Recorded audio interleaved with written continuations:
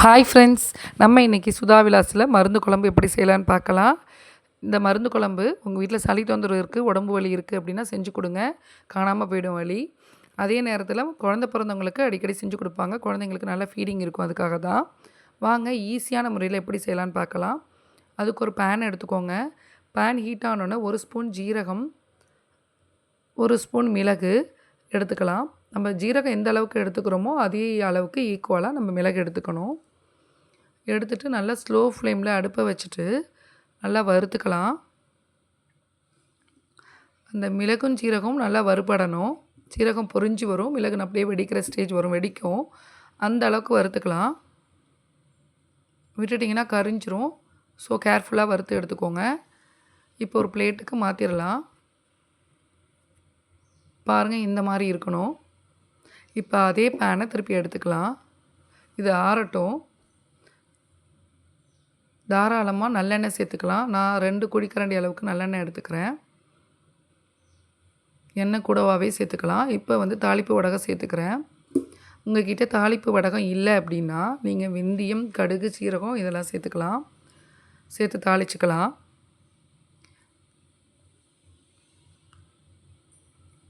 இப்போ ஒரு கைப்பிடி அளவுக்கு நான் பூண்டு சேர்த்துக்கிறேன். பூண்டு இவ்வளோ தான் சேர்த்துக்கணும் அப்படின்னு ரெஸ்ட்ரிக்ஷன் இல்லை, நீங்கள் எவ்வளோ வேணாலும் சேர்த்துக்கலாம். பூண்டு நம்ம எவ்வளோ சேர்த்துக்கிறோமோ அவ்வளோக்கு உடம்புக்கு ரொம்பவே நல்லது. நான் பூண்டு சேர்த்துக்கிறதுக்கு முன்னாடி ஒரு 5-6 பல் பூண்டு எடுத்து வச்சுக்கிட்டு மீதியை சேர்த்துக்கிறேன். அது ஏன்னு நான் அப்புறம் சொல்கிறேன். பூண்டு நல்லா அந்த நல்லெண்ணெயில் வதங்கிருச்சு. இப்போ சின்ன வெங்காயம் தோல் உரித்து வச்சுருக்கேன், அதையும் அதுக்குள்ளே சேர்த்துக்கலாம். முடிஞ்ச வரைக்கும் சின்ன வெங்காயம் சேர்த்துக்கோங்க, இல்லாத பட்சத்துக்கு பெரிய வெங்காயம் சேர்த்துக்கோங்க. வெங்காயம் சேர்த்து நல்லா வதக்கிடணும். வெங்காயம் கலர் சேஞ்ச் ஆகிடுச்சு, அந்தளவுக்கு வதக்கணுன்னு. இப்போ நம்ம வத்தல் ஆட் பண்ணிக்கலாம். நான் சுண்டைக்காய் வத்தலும் மணத்தக்காளி வத்தலும் எடுத்திருக்கேன்.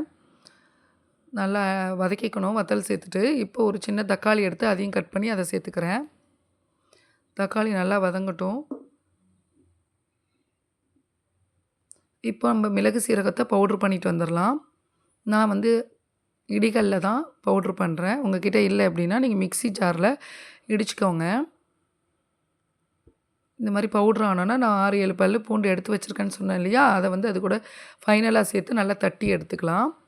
மிக்சியில் அடிக்கிறீங்க அப்படின்னாக்கா பல்ஸ் மோடு வச்சு எடுத்துக்கோங்க. பூண்டு சேர்த்துட்டு நல்லா அரைஞ்சிடக்கூடாது, இந்த மாதிரி தட்டின மாதிரி எடுத்துக்கணும். இப்போ இந்த இடித்ததெல்லாம் நம்ம அந்த வதக்கணும் இல்லையா, அது கூட சேர்த்து நல்லா வதக்கணும்.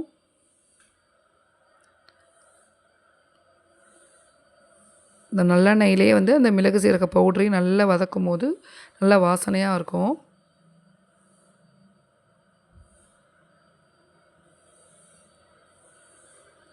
இப்போ மாங்காய் வத்தல் ஆல்ரெடி நான் ஊற வச்சு வச்சுருக்கேன் சுடு தண்ணியில், அதையும் அது கூட சேர்த்துக்கிறேன். இந்த ஸ்டேஜில் சேர்த்து நல்லா வதக்கணும். உங்கள்கிட்ட வேறு ஏதாவது வத்தல் இருந்தாலும் நீங்கள் ஆட் பண்ணிக்கலாம்.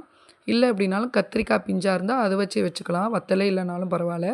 இல்லை முருங்கைக்காய் இருந்தாலும் சேர்த்துக்கலாம். இப்போ கொஞ்சமாக மஞ்சத்தூள், ஒரு 2லேருந்து 2.5 ஸ்பூன் அளவுக்கு மிளகாத்தூள், குழம்பு மிளகாத்தூள் சேர்த்துக்கிறேன்.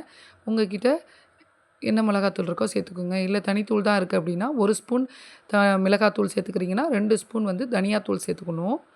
நான் எல்லாம் கலந்து அரைச்ச குழம்பு மிளகாத்தூள் வீட்டிலே அரைச்சதை சேர்த்துக்கிறேன். நல்லா சேர்த்து கலந்து விட்டுருங்க. இப்போ உப்பு சேர்த்துக்கலாம், தேவையான அளவு உப்பையும் சேர்த்து நல்லா மிக்ஸ் பண்ணி விட்டுறலாம்.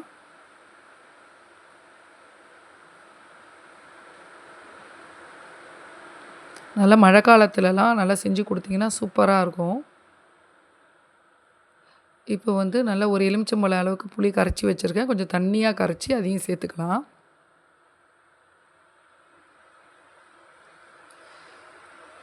திக்காக சேர்த்துக்காதீங்க, கொஞ்சம் தண்ணியாகவே சேர்த்துக்கோங்க. இப்போ காரம் உப்புலாம் டேஸ்ட் பார்த்துருங்க. பார்த்துட்டு க்ளோஸ் பண்ணி வச்சுருங்க. நல்லா கொதிக்கட்டும். கொதித்து பாருங்கள், ஓப்பன் பண்ணி பாருங்கள். இடையில எண்ணெய் பிரிஞ்சு இந்த மாதிரி வந்திருக்கு. இப்போ கொஞ்சமாக நம்ம வெல்லம் சேர்த்துக்கலாம். சப்போஸ் புளிப்பு டேஸ்ட் இருந்தால் கூட இந்த வெல்லம் சேர்த்தோன்னா கரெக்டாக வந்துடும். பாருங்கள், குழம்பு கலரே கொஞ்சம் பிளாக் கலர் மாதிரி இருக்கு இல்லையா, இந்த மாதிரி தான் இருக்கணும். குழம்பு கொஞ்சம் தண்ணியாக இருக்குது, இன்னும் நல்லா திக்காகணும் அப்படின்னாலும் திக்காகிற வரைக்கும் நம்ம கொதிக்க விட்டுக்கலாம். அடுத்தது ஃபைனலாக நம்ம தேங்காய் பேஸ்ட்டு சேர்க்கக்கூடாது. தேங்காய் பால் எடுத்து பிழிஞ்சு அதில் ஃபைனலாக சேர்த்துக்கலாம்.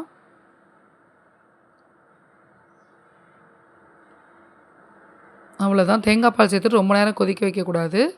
ஆஃப் பண்ணிட வேண்டியதான். மிளகு குழம்பு ரெடி ஆகிடுச்சு. நீங்கள் 2 நாள் வரைக்கும் இந்த குழம்பு வந்து நீங்கள் சூடு கூட படுத்த தேவையில்ல. அப்படியே வீணாகவே போகாது, நல்லாயிருக்கும். 1 வீக் வரைக்கும் கூட வச்சு சாப்பிட்லாம் சூடு பண்ணி. டேஸ்ட்டாக இருக்கும். அதே நேரத்தில் ரொம்பவே உடம்புக்கு நல்லது. அடிக்கடி செஞ்சு கொடுங்க. வீடியோ பிடிச்சிருந்தா லைக் அண்ட் சப்ஸ்கிரைப் பண்ணிக்கோங்க. பாய்.